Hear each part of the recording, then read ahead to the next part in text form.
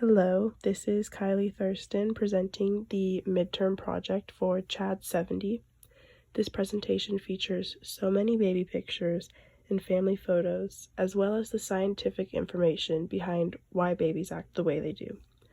I will use this research throughout my presentation to see if it applies to my household. The topic that stood out most for me in the first chapter is ecological theory. Bronfenbrenner discovered this idea when considering how our environment influences our development.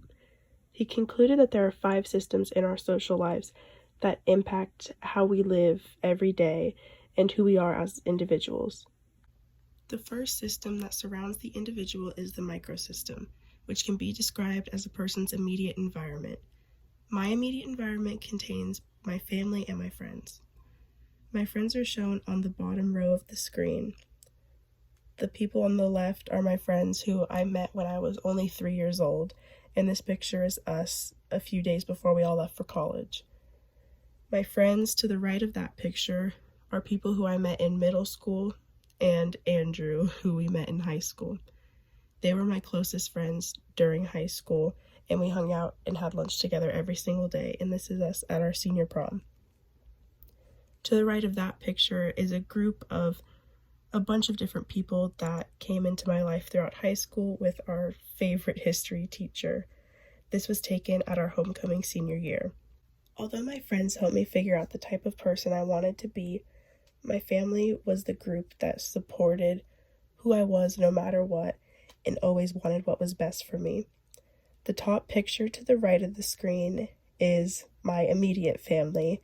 There's my brother, my dad, my sister, and my mom. To the bottom of that is my brother and my cousins. I call them my sons sometimes because I am the oldest out of those boys and I just treat them like my kids. And I've actually been asked before if 2 of them were my sons when I was only 16, which always shocks me. But my family has always been super close and they have just helped me find out a lot about myself, but also even when I struggled trying to figure that out, they always gave me support and always showed me the love that I truly needed. Skipping the macro system, we next have the exosystem, which can be described as a place that has an important influence on someone's development. For me, that place was my hometown, Ukiah. I was born there in 2001, and I've lived there ever since the day I moved to San Jose for college. The pictures on the screens are all different locations in Ukiah, which they're all different but also so beautiful and just green and full of nature at the same time. The reason Ukiah has had such an important impact on me is because it's such a close-knit, tiny community. I've become to know every single person, but still been able to meet new people as I go along. There's also so much pride that we have in our community, which has especially grown during the fires that have happened in the last few years.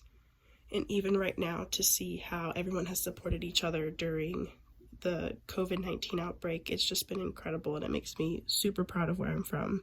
The most outer system is the chronosystem, which can be described as an event that changes someone's development over time.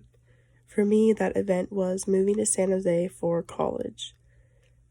A lot of these pictures are from move-in day, while the one of me and my friends jumping is from homecoming. In the top right are friends that I met during move-in week. For me, moving to a whole new place after living in Ukiah for so long was a huge event and something that definitely took me time to get used to. It was also my first taste of being an independent adult without my family, which was something that I struggled with the whole entire time I was away for college.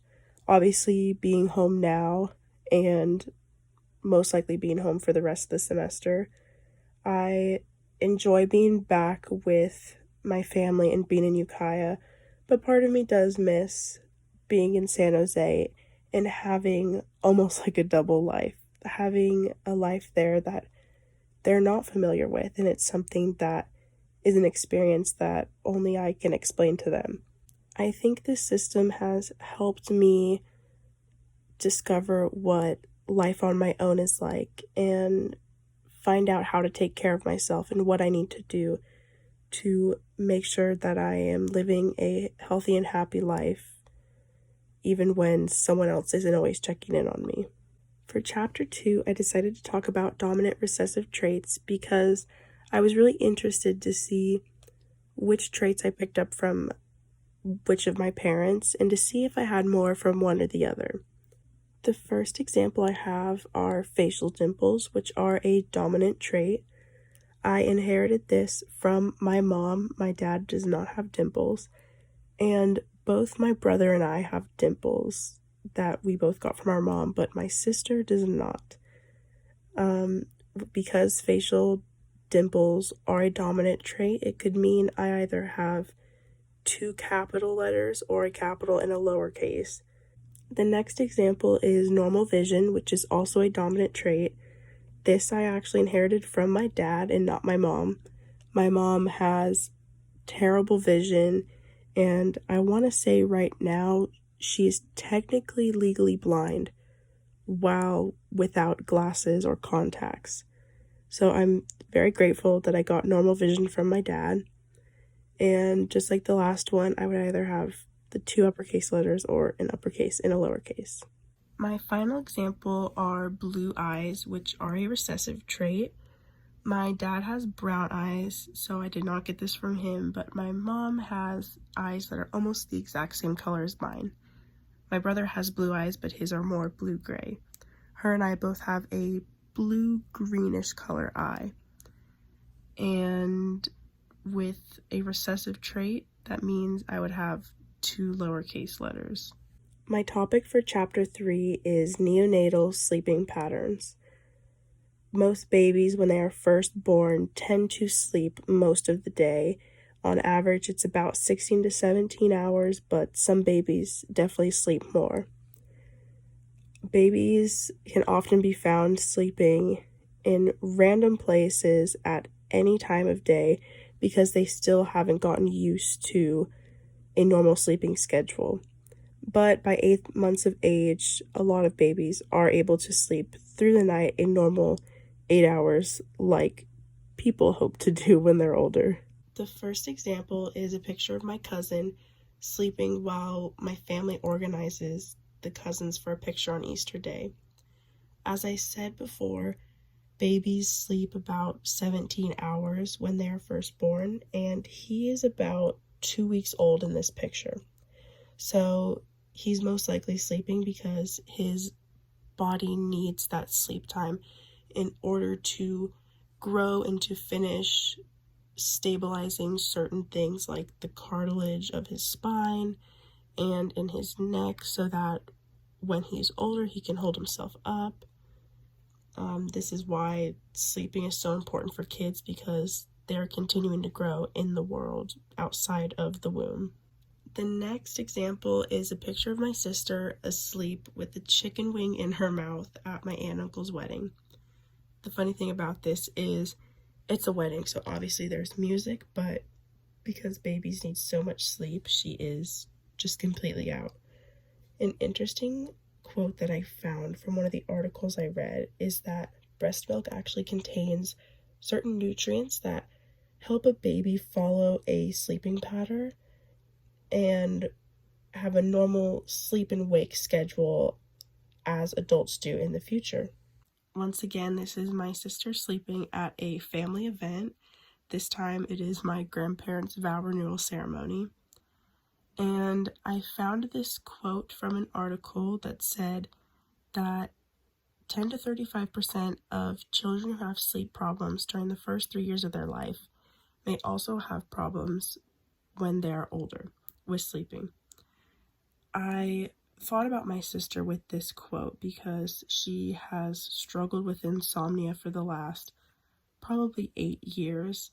And I asked my mom if she had issues with sleeping as a kid, and she said yes. She rarely slept when she was a kid. She had colic, which gave her jaundice. So I always wonder if because of those problems that she never learned that sleep-wake schedule and if that's the reason why she doesn't have a good sleep-wake schedule now. For Chapter 4, I decided to talk about infant growth and change during their first year of life. During the first year of a child's life, babies grow faster than any other year. In the first 5 months, the birth weight of the baby is doubled, and that weight is tripled by the end of the first year. In their first year of life, they accumulate so much fat because they need it to help them maintain homeostasis in their body temperature. This is the reason that so many babies have that nice baby chub when they are growing, but then as they grow in height, that baby fat levels out with their whole entire body. For this chapter, I decided to focus on my sibling and I's growth patterns as babies. First up is my sister, Ashlyn. On the left is her at 6 months. The right is her as an infant. And I found an article that talked a lot about the impact of breastfeeding on a baby's growth. And it said that the less that a baby was breastfed, the more likely they were to have rapid weight gain. So I asked my mom, and she said my sister was only breastfed for 2 months because she had problems latching on and really wasn't a fan of breastfeeding. And I also asked her which of us were the chubbiest kid, and she said that it was, in fact, my sister. So this statistic definitely was true in my family because my sister was breastfed for the least amount of time. Next, we have me as a baby. On the left is when I was an infant, and on the right is when I was 7 months old. I asked my mom how long I was breastfed for, and she said that it was about 8 months, which was the longest out of all of my siblings. And a quote from the AAP said that breastfeeding in the first 6 months to the first year of life, along with other foods, is super beneficial for the child and the mother. It is so important that a baby has the nutrients from the mom during this time of growth because they had those same nutrients while in the womb, so it's important they're still getting it outside of the womb. Although formula is also a great option that my sister was raised on for the 6 months that I continued to have breast milk. I also have heard that the longer you are breastfed, the smarter you are, and I would say I'm the smartest of my siblings. Last, we have my brother Dalton. On the left is him as an infant, and on the right is him at 6 months old. My mom said that she breastfed him for 6 months, so the picture is about the time that he stopped having breast milk. And my brother was a very skinny baby. He truly didn't gain that much weight. Even on the left, he looks like a little baby Yoda or like an alien because he was just skin and bones. But it was interesting looking at pictures and finding that he really never had that super chubby baby stage. For the 5th chapter, there was a topic about toddlers and friends, and it made me think about when I was in preschool and I first met some people that continued with me throughout the rest of my life. And throughout our textbook, I found some quotes that talked about how as a toddler, this is the first time you're meeting people outside of your family and forming relationships with people that you weren't born knowing or weren't born being around. And that these friendships actually have the same love, affection, and closeness that other relationships and friendships have. The first friend that I want to talk about is Emma. We met in preschool, but we didn't talk to each other for the years after because we didn't go to school together. It wasn't until middle school that we met up again and became great friends.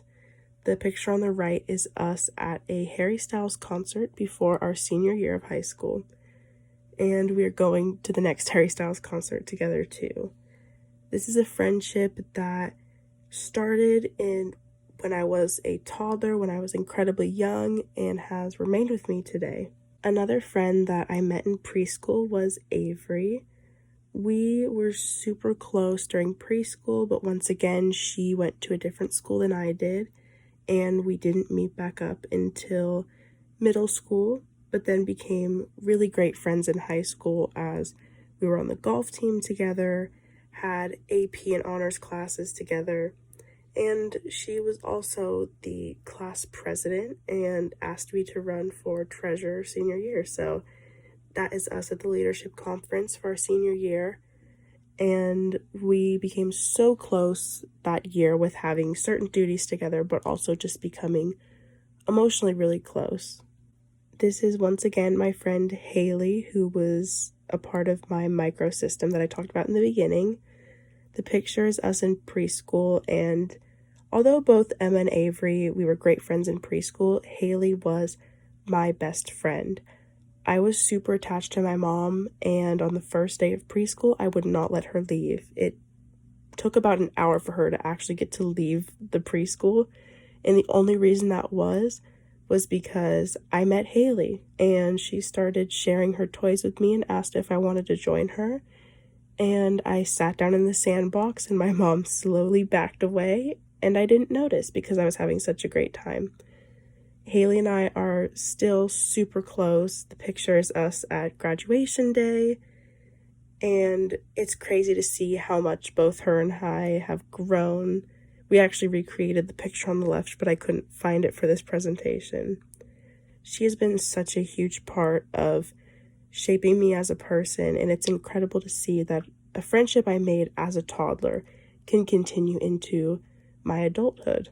For Chapter 6, I decided to talk about parenting styles because I found it interesting that even though authoritative parenting is considered the best parenting style, many parents still follow authoritarian, permissive, and neglectful. And in these pictures, it shows what that parenting style is like, but also the outcome, which was very interesting to match up with my examples. For my examples for this chapter, I decided to focus on my dad, my mom, and my own parents and the parenting styles that they used. To start with my dad, his father definitely followed the authoritarian parenting style, and his mother was the more authoritative parent. Authoritarian parenting is usually shown as a parent who's not super interested in the loving part of a relationship and is more a rule setter and rule enforcer. An authoritative parent still has those rules, but also has the warmth and love that they give to their child. I still see this today when I'm with my grandparents because my dad always talked about how his own dad was always super strict with grades. It was A's or nothing, whereas my grandma was the loving one, but if you crossed her, she would still punish him. Next, we have my mom, and her father. His picture isn't included because he was a neglectful parent. He was not interested in my mom's life, and at times would tell her that he really didn't care and loved her brother more than he loved her. It is really sad to hear about all the terrible things he did, but I'm glad he's not in our lives, and I'm glad that my mom is happy without him. I put her mother down as an authoritarian parent style because when my mom was younger, she was a very strict Christian woman and would have my mom follow all of those same rules. She would ask the church how to raise her kids and then would use that with my mom. But she has changed a lot, and I would say she also had that warmth with her. She loved my mom. She did what she could to support her as a single parent. So although she was authoritarian, she still had that love, and she has even more love now and less of the rules. Lastly, we have my parents, and both of them were pretty authoritative and always on the same page. They both would make rules together and both enforced them. My dad definitely enforced them more, but they both had the warmth and love to them. The only reason I put other for my dad is because when we were younger, he was more of that authoritative parent, would have a lot of fun with us, play games, and in recent years, it seems like it's kind of slowed down. I'm not sure if becoming older has kind of made him a bit sad about aging, but he's just kind of quiet and antisocial lately. So that's the reason I put other for now. My mother is definitely authoritative. She had rules, but she always gave us the chance to prove that we were mature. So she let us be who we were, she let us go out, and if we ever lied to her, then that's when she had to be the strict parent. But for the most part, it was just love that my siblings and I, when I say we, received from her. She has always been the person that we go talk to whenever we are upset about something, angry about something. She's the person I tell literally everything to. And my sister and I often joke about how she had such an awful dad and such a strict mom, but she came out so perfect and has just been great to our family. And this is my reference page. These are the different sources that I referenced throughout my presentation. And I hope you enjoyed my presentation, even though my voice is super raspy from being sick. I had a great time doing this project because I got to sit with my mom and go through a bunch of baby pictures. It has really reminded me of how close I am with my family and how much of a connection I have to where I grew up and to the experience that I had here. Thank you for listening and watching.